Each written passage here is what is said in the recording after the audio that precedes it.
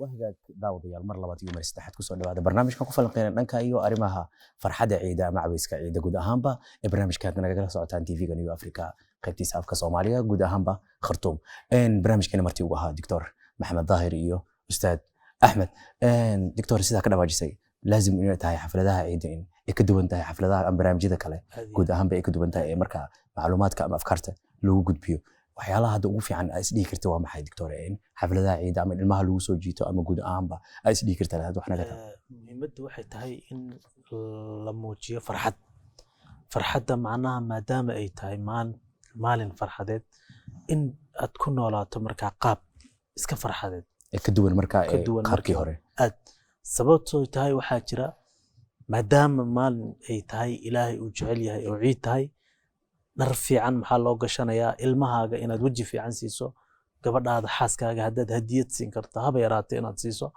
sababtoo tahay waa maalin ilaahay agtiisa qaali ku ah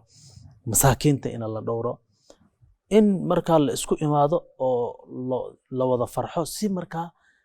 loo sameeyo in ummadii ay hal meel u socoto bal maskaxdeeda waxa ku soo dhacday waxa jirtay nabi sallallahu alayhi wasallam marra asagoo guriga jooga waxa tagtay sayidina Aisha radhiyallahu anha waxa aday xaflad laano meel walba waxa leedahay kullu maqaam waxa leedahay wax u gaar ah marka qofka loogu talgalay munaasabad walba waxa loogu talgalay wax u gaar ah marka waxay tagtay xaflad aroos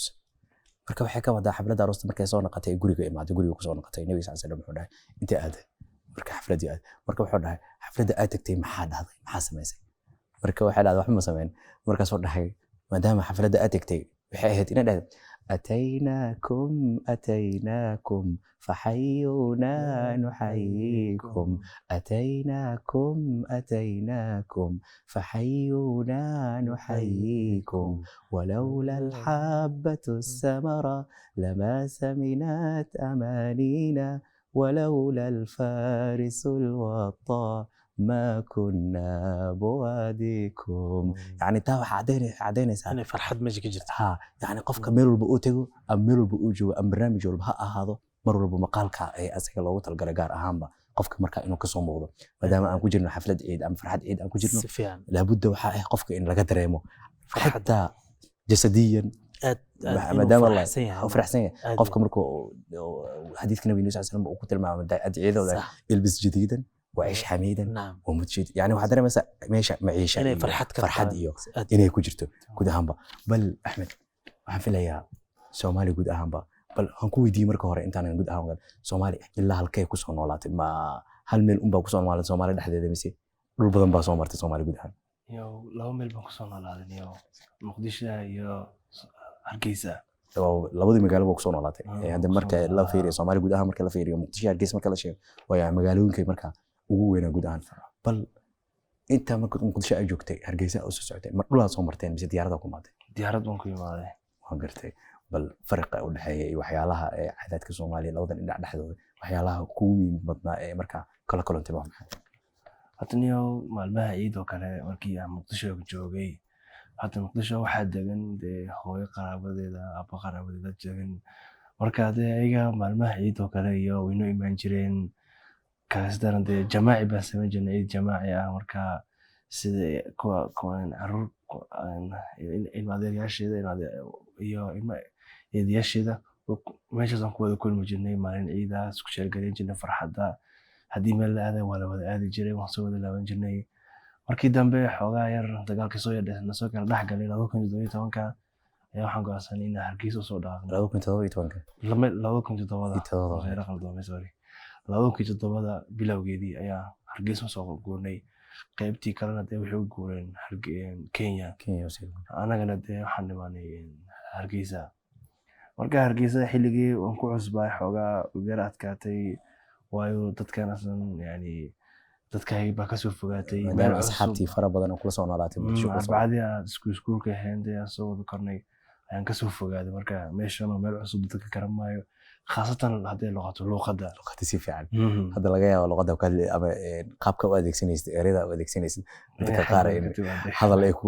Muqdisho marka joogtid dadka kelimad bay dhahaan macruuf ay tahay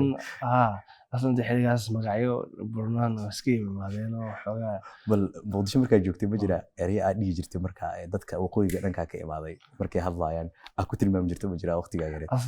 aslan waqtigaa jiray niyo si fiican waxba soo ma sii kala karin Hargeysa ma garanin laakiin xilligii aan tagay ayaan bartay Hargeysa si fiican meeshaas waxoogaa ka duwan Soomaaliya gidwadaba dee ka degan haddana buuqnaa jirin bas un ayaguna marka iidi koowaad qariib bay ugu yar ahayd kastoo yar aabba iyo hooyan baa nala joogay qaraabo kale la buuqanayo ma jirin marka jaarkiiyo waxaa meelaha baan sala joognay muddo kadib ayaa waxaan bilaabay marka inaan asxaab fara badan yeesho ayagaan la warwareego ayagaan la soo socdo marka iskuulaadkii iyo madaarista marka caadi xataa xafiidka meelaha ku bilowday kadib asxaab fara badan yeeshay yani ilaa meesha 11 sano ayaan soo joogay marka waxaa leedahay wax farqa uma dhexeeyo guud ahaanba waa ciidii nafs ciid ama sidii dadka u ciidaan mise waxaa jira waxyaalo qaar ay ku kala duwan yihiin la dhihi karaa intaa baa jirta ma jiraa ما يوفر خود حياة مجرى اسكومد يعني سيدي ذلك اسكو زيارنا عروتي مقالة عرنا سيدو يعني دم والبوا اسكا سلا سومالي سيدي يعني وصل سومالي لكن هذه قرابة الناس جوجين ده ولي waa ku jirtaa يعني دايرة ku jirtaa هذه قرابة جوجين وحين halkaas waxay imaanaysaa kala duwanaan bay imaanaysaa dadkaygii baa ku dhaweey meesha waxa laga yaabaa Hargeysa in badan wax badan inuu ku soo fahanteen soo dhigo bal doctorka soo wareegto bal doctor weli dadku waxay sugayaan maadaama sodkaaga hore ay maqleen waxay filayaan in badan maanta farxad badan in dhankaaga jawi ay ku jirto aad iyo aad ku soo dhaw wallahi horta iska badan tahay farxadda maan oo kale in lagu noolaado haddaan maaragtay u laabano dadkii hore waxa weeyaan aniga waxaan jecelahay heesahii hore ninkii Samatar si fiican waxaa ka mid ah sida hogosha roobka ama hilaac guyooday hoobaan bislaatiyo harawada biyeysan oo lagu hayaamo hubal sahankii uu raray wuxuu sii tiqiyaaba haddaa qadacsi loo jiro abunay naftaydan igsi baad ku noqoto adaa ii hiraaye haddaad diidto hadalkayga habeen wacan nasiibkayga halkaygaan ku sugayaa hanaanka iyo quruxdan hibay kugu jeclaado hablahaadu sidataa haybadiyo asluubtee lahamiyey dartaayo habeen socodku waasho waxaan iga dhaabaa haawadaa sare haddaad diidto hadalkayga habeen wacan nasiibkayga halkaygaan ku sugayaa waa heesihii hore anaga hadda halkaan suudaan fanaan kale loo baahno fanaaniin kale loo baahno sax xasaasna marka dadka ay sheegayaan hadda waxaa jira bilmunaasaba markii ummadda lagu hanuunin jiray waxaa loogu hanuujin jiray inay ka wacyigelin iyo inay farxad ka qaataan macnaha ma aha erayadan eraya oo dhib ama u horseedayo maadaama lagu jiro jawi farxadeed waa in la maqlo markaa eraya markaa arrinkan ka howlgalay haddii kale waxaa isbedelaya qaabkii iyo dadkan wixii u dhexeeyey ma noqon karayso dabcan doctorka waa ajiyaashii hore weeyaan dadkii hore sida aniga kale maaha dadka cusub waa heesaha qaraamiga badankooda si fiican u yaqaanaan markii aniga kale dee jiilka cusub baan aho dee wixii qasnaa baa la qaaday dee marka wixii qasnaa haddii aan la qaadana dee marka hees qaraamiga dhegta maana saarin waxaa laga yaabaa waxyaala qaar dadka ay ka cararayaan naftirkooda inuu ku jiro